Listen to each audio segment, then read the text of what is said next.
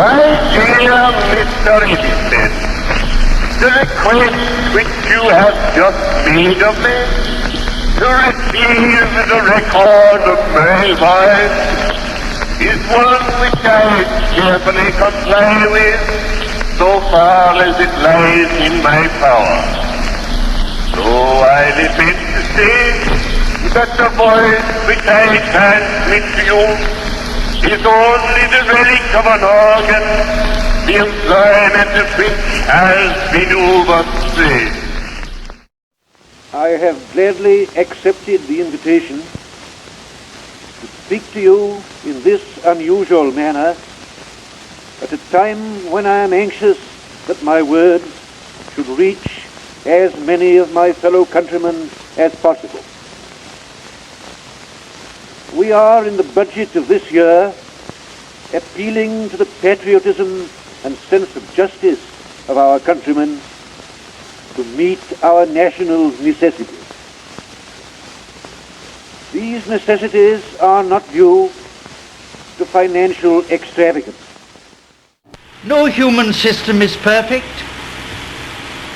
but the system of free ports, with all its faults, has built up for us the greatest international trade in the world, the greatest shipping in the world, the greatest aggregation of ports in the world, the greatest export of manufactured goods per head of the population in the whole world. We are the richest country in Europe. We pay the highest wages of any country in Europe except Denmark, which is also free trade, and with the lowest cost of living of any country in the world.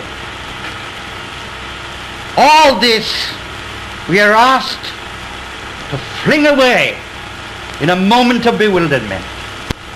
The real aim of this election has been very cunningly concealed in the folds of the Union Jack. Its purpose is to convert this country into a mere copy of protectionist Germany, with every essential commodity taxed heavily at the ports, including the food of the people. I earnestly entreat my countrymen to pause before they rush headlong into this revolutionary change, which may well be irretrievable. We are dependent on that spirit of give and take, of moderation, that is characteristic of our people. But if once they lose that, if a party majority were ever to play with the idea of forcing on the country their will before the country as a whole approved of that will, we might find ourselves nearer to revolution more quickly than you would. Those are a few of the obvious differences of environment and circumstance between us. And the more clearly we perceive them, the less we shall be disposed we welcome Mr. to Baldwin, criticize who steps into his place and as the new offer Prime advice Minister. Hail to and each other. farewell. And all wars are horrible, and as dangerous as they are horrible. But I can assure you all that the action that this nation has taken, straight away from the very beginning, has been twofold. One, to try and avoid this war. The next one, to try and maintain the machinery of permanent peace. Every effort we can make to shorten it, to circumscribe it, and to end it by a peace that will not contain future wars in its provisions, we shall do incessantly, patiently, but with undeniable perseverance. I am speaking to you from the Cabinet Room at 10 Downing Street.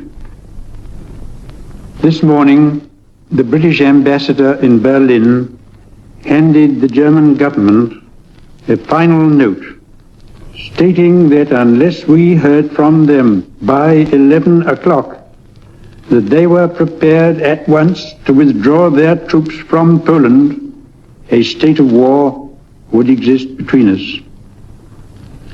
I have to tell you now that no such undertaking has been received, and that consequently this country is at war with Germany. When Napoleon lay at Boulogne for a year with his flat-bottom boats and his grand army, he was told by someone, "There are bitter weeds in England." There are certainly a great many more of them since the British expeditionary force returned. Sir, I have myself full confidence that if all do their duty, if nothing is neglected, and if the best arrangements are made, as they are being made, we shall prove ourselves once more able to defend our island home, to ride out the storm of war, and to outlive the menace of tyranny, if necessary for years, if necessary alone. At any rate, that is what we are going to try to do. That is the resolve of His Majesty's government, every man of them. That is the will of Parliament and the nation. The British Empire and the French Republic, linked together in their cause and in their need, will defend to the death their native soil, aiding each other like good comrades to the utmost of their strength. We shall go on to the end. We shall fight in France. We shall fight on the seas and oceans. We shall fight with growing confidence and growing strength in the air. We shall defend our island, whatever the cost may be. We shall fight on the beaches. We shall fight on the landing grounds. We shall fight in the fields and in the streets. We shall fight in the hills. We shall never surrender. And if, which I do not for a moment believe, this island or a large part of it were subjugated and starving, then our empire beyond the seas, armed and guarded by the British fleet, would carry on the struggle until, in God's good time, the new world, with all its power and might, steps forth to the rescue and the liberation of the old. Tirelessly worked to try and get one world. He strove that there should not be a division between East and West, or between Europe and America, or Europe, America, and Asia. No one could have toiled more. We are faced with a direct challenge to the authority of the United Nations. An act of aggression has been committed. Now you can make all kinds of special pleading. You can say the South Korean government wasn't a very good one. I agree. But because a person isn't a very good character, it doesn't excuse the person who tries to murder him. You can say that China, the new China, was not on the Security Council. It doesn't affect one iota the fact of aggression. And if the United Nations organization was not to go the way of the old League of Nations, it was absolutely and imperatively necessary that a halt should be called. The meeting of the NATO powers in Paris is an important event. It has also become an annual event. Every December, the 14 powers, who are the member states of NATO, meet together, review the military work of the past year, and prepare their programs for the next. All the 14 countries there represented including the United States and Canada, France, Italy, Benelux, and others, as well as ourselves. All of them, in that discussion, can raise any problem that they like. In that sense, it is a completely democratic assembly. But their work is of the first importance, because it is upon NATO that our defense depends. It is NATO that creates the defensive shield that protects us against any aggressor. I remember well the crucial days in 1950 when members of the United Nations were called upon to help the Republic of Korea to repel an armed attack. The United Nations found itself launched in a bitter struggle which lasted until 1953. Yet this was the first example in history of a world organization collectively summoning force to resist aggression. And if we are to avoid a third and far more terrible war, if we are to keep peace and build up the strength of the free peoples, we shall need the United Nations. We must maintain our faith in it, whatever the future may bring. There are times in life when mind and heart stand still, and one such is now, and all of you will have felt, as I did, that everything in one cried out in protest at the news that President Kennedy was dead at the hand of the assassin. This young, gay, and brave statesman killed in the full vigor of his manhood when he bore on his shoulders all the cares and the hopes of the world. In terms of the scientific revolution, but that revolution cannot become a reality unless we are prepared to make far-reaching changes in economic and social attitudes which permeate our whole system of society. The Britain that is going to be forged in the white heat of this revolution will be no place for restrictive practices or for outdated methods on either side of industry.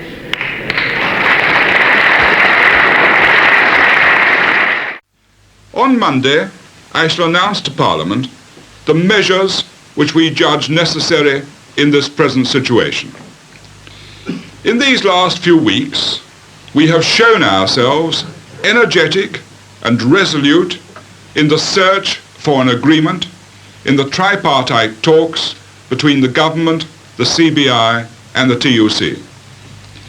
I can assure you that we shall show the same resolution and energy now that we have to act alone as the government.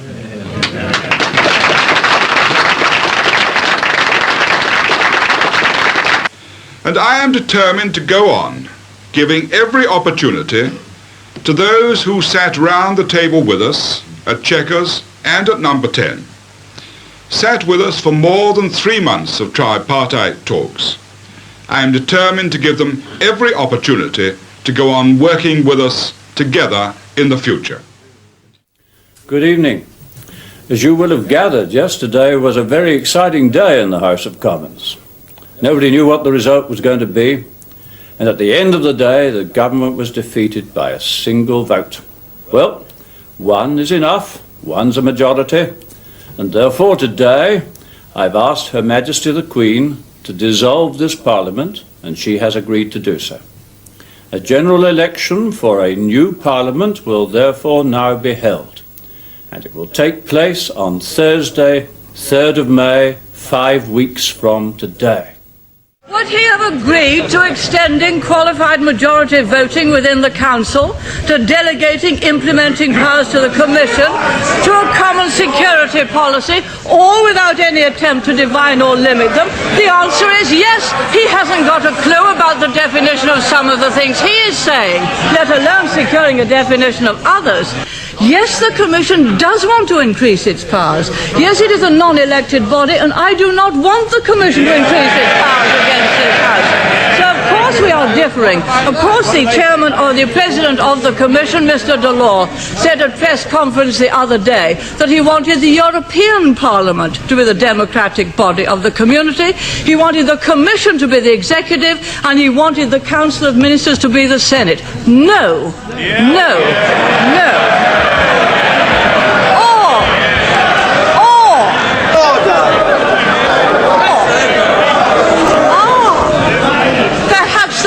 Party would give all those things up easily.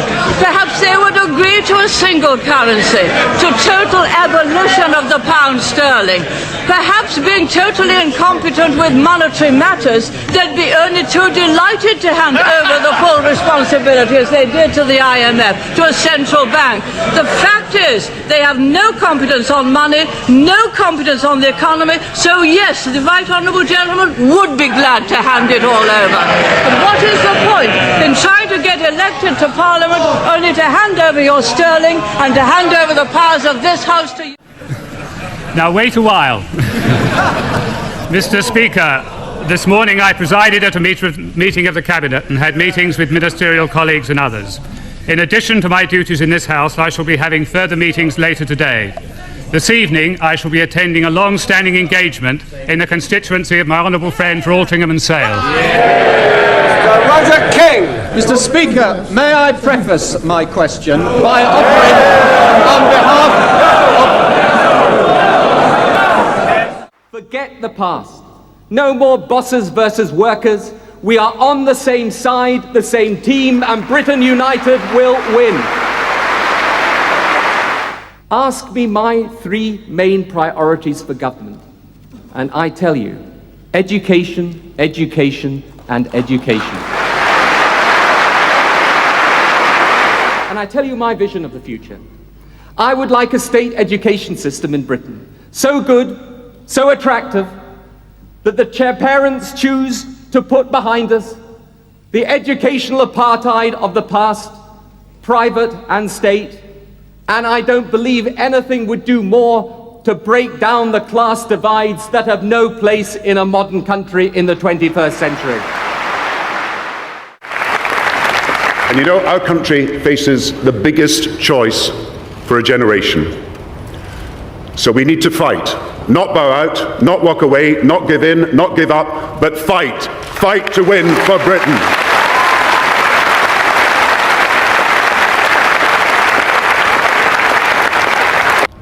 The heroism of our fighting men and women is unsurpassed. We owe them a debt we can never fully repay. And let us, on behalf of the British people, pay tribute to them and to their courage today.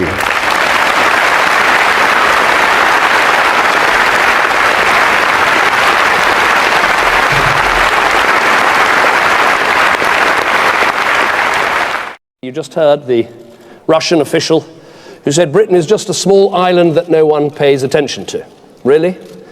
Let me just get this off my chest one more time.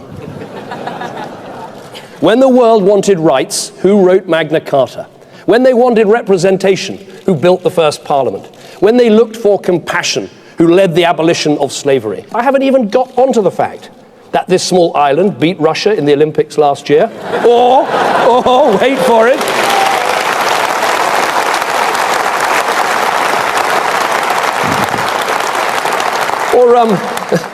or of course that the biggest selling vodka brand in the world isn't Russian, it's British, Smirnoff, made in Fife.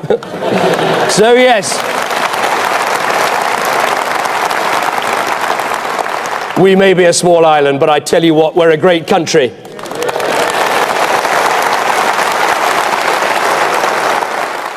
I also updated the House on the outline political declaration that set out a framework for the future relationship we want between the UK and the EU.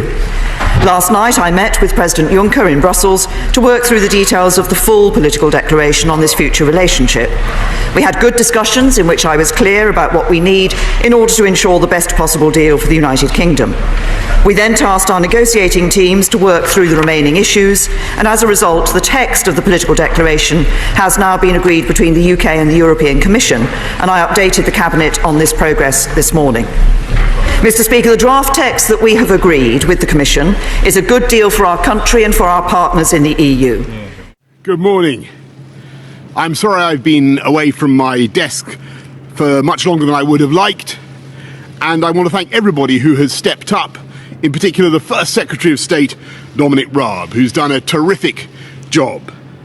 But once again, I want to thank you, the people of this country, for the sheer grit and guts you've shown and are continuing to show. Every day, I know that this virus brings new sadness and mourning to households across the land.